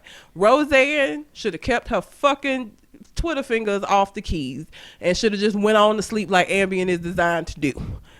Roseanne been crazy. Because it's the same way. If I go on my Facebook and tomorrow I can go on my Facebook and say some racist or some problematic shit. If my place of employment sees that shit, I'm gonna have a problem. It's gonna be an issue for me. Like, and I'm not famous, but regular people get fired for doing bullshit like this all the time, because a company is not the government, and your First Amendment rights are not being infringed upon because your place of employment don't want you out here saying bullshit. That's not the same thing. First Amendment only says the government can't do that to you. Don't say that these other places or public opinion, they don't have any control over people saying we ain't gonna fuck with you no more because you said this problematic shit. That's not how First Amendment works. So unless you got a government job, I don't know what to tell you, player. But See You Next Tuesday is on the same lines as nigga or the F word for gay people. It's just a derogatory word that was started out to be used for women. And so a woman saying it to a woman ain't as bad as a Roseanne calling a black person a monkey. Yes. It's the same way that we say nigga on the show all the time because we black and nobody gives a shit. But if we were two white people having a show where we were saying nigga all the time, it would be problematic. Or two black women be like, bitch. Yeah. But if a dude call you a bitch, it's a problem. It's the same way. So See You Next Tuesday is like straight, a problematic. If he's a straight dude. If he's a straight dude, yeah. Because gay men can't. And gay men use See You Next Tuesday. Women don't get upset. Actually, they've took See You Next Tuesday if that's a good thing. Like, if they say that, then you look good, or that outfit is good or nice, or so. Gay men are the exception. But yeah, it's like it's a derogatory word that is like saying, because if you drop the F-bomb, not fuck, but the one used for gay people, you're going to get the similar response that you will get for See You Next Tuesday, because it's deemed to be that kind of an offensive word where certain groups can use it and others cannot. I mean, I've used it before when I've been angry. Okay. But it was only after I started hanging out with white people. So we had a lot more to talk about, y'all. We did. We talked about that picture and Roseanne for too long. Well, the picture for too long, for real. I'm just gonna say what else I was gonna talk about real quick. I was gonna talk about Drake and Pusha T. I don't care. I was gonna talk about Pusha T album being released. I like the album. I was gonna talk about the beef that Drake and Pusha T had, which Drake, you know, this was like level 2, Pusha T's was level 10. and the issues that they have with the bathroom pic on his album cover. Pusha T's album cover is Whitney Houston's bathroom. Did we talk about that last week? I think we did. Yeah, we did. But Bobby Brown done came out talking shit about it now. And his sister, because his sister was the one that took the. Everybody was wondering where the picture came from. Bobby Brown's sister was the one who, and she sold the picture to the Inquirer, and the Inquirer was the one who held the rights to the picture, and so that's who they paid the money to, was the Inquirer. Oh, okay, it makes sense. So the family did not really have anything to do with it. That's why they upset. They mad at the sister. Yeah. They were mad at her when she. Apparently, this was a big thing. I don't remember when it happened back then. It was people had an issue with her for doing that shit, for selling it to the. That must have came out on the Inquirer. They must have had that on her. I think so. I was going to talk about Starbucks training and just a little bit about that, but I'll probably talk about that next week. As I'm gonna read the curriculum and just see what it consists of. A teen got sentenced to 5 years for stealing sneakers. Offset had a car wreck, and he bought the dude a car who helped him out of the situation. So that was nice. Shout out to Offset on that. Good for you. And it's a student around here that graduated. The graduation was a few weeks ago, and bus driver took a picture of this kid walking down the street with his, cap and gown on, and it became a big news story here because it just started trending on Facebook, and that picture was found. Ricky Smiley found it and bought that kid's family a car, but I still feel like his family ain't shit. Yeah, because I feel like. How you gonna let him walk? Number one, how you gonna let him walk alone? Number two, what about when you gotta go somewhere? How do you get there? And of all of the days of the year that this kid walked to school, he got up at 4:00 to get to the bus just so he can get to the school that ain't in his district, but to get there, he did that the whole year. Of all those days, the one day that matters to him, not only could you not get him a ride there, but you couldn't be there. I don't know. I just don't. I feel like Ricky Smiley should have bought that car for him. Got all his shit together and let him go and let his family be in this bullshit in peace. Only other thing I was going to talk about was Kim Kardashian and President Trump meeting about prison reform and just how. So it wasn't so much about prison reform. Is Alice Walker? Yeah, as it was about them trying to get her sentence pardoned. Which she was basically a drug mule in the situation, and a whole bunch of people turned on her and put a lot of the blame of the situation on her to get reduced sentences, and she did not even get an option of a reduced sentence. And the article I read said for some reason she didn't get an option of a reduced sentence, probably because she's black, and I'm just gonna assume that everybody involved in that operation was not black, but I could be wrong. I'm going to watch the game tonight, but I was gonna mention J.R. Smith and that horrible play that he made that cost Cleveland the game. If y'all are shocked that Red is talking about basketball, y'all are not the only ones, because I didn't learn till the fucking day that she watched some damn basketball. I used to watch NBA basketball, and I really only watched like playoff. Like I would watch all the series in the playoff and then watch the final games.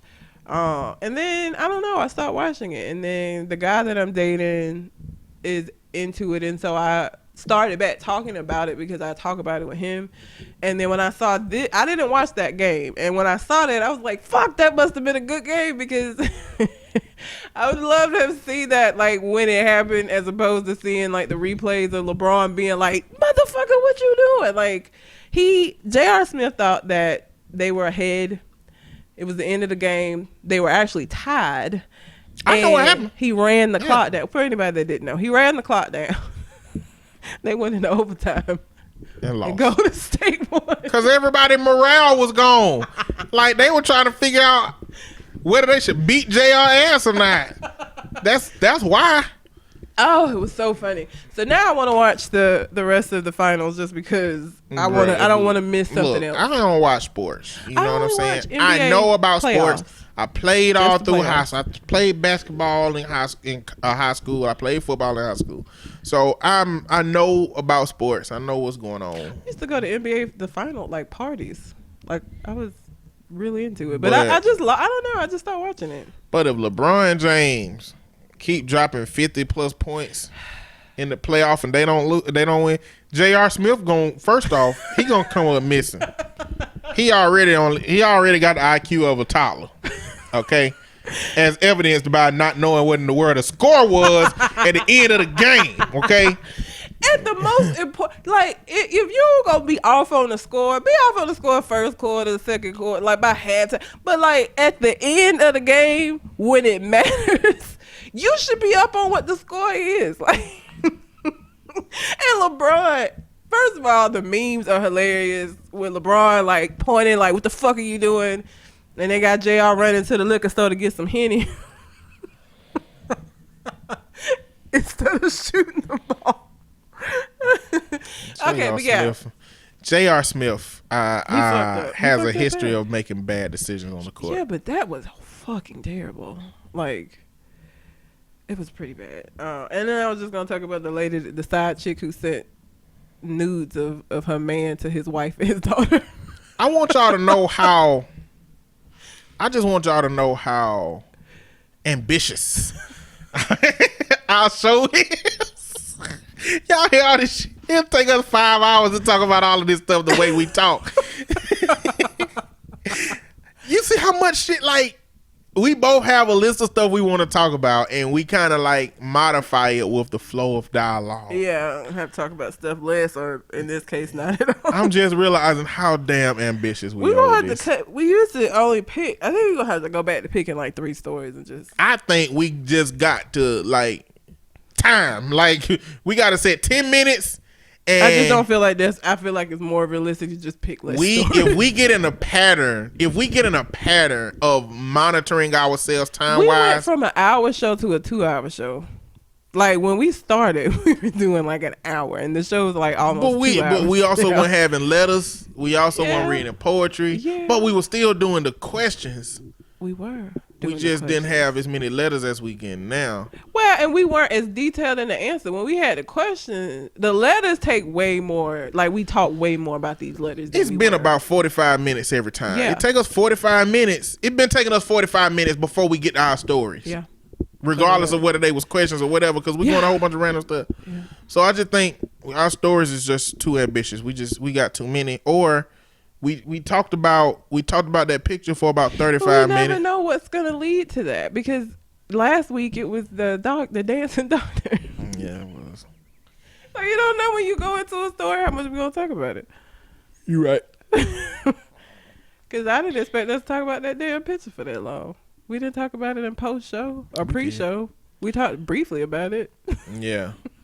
No, I told you, I said, I'm going to save my dissenting dialogue for the show because, you know what I'm saying? I can't let you know too much. You be prepared. I do. I need you to be unprepared. You be taking my shit sometimes, too. You know that, right?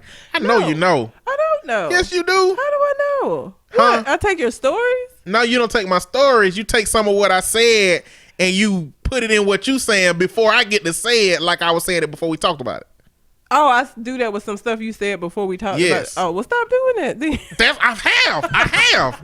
I give you little tidbits just to be testing you to see if you're going to do it. You still be doing it. I be like, that's why I don't get the good shit at the beginning. I need to save some stuff. Oh, shit.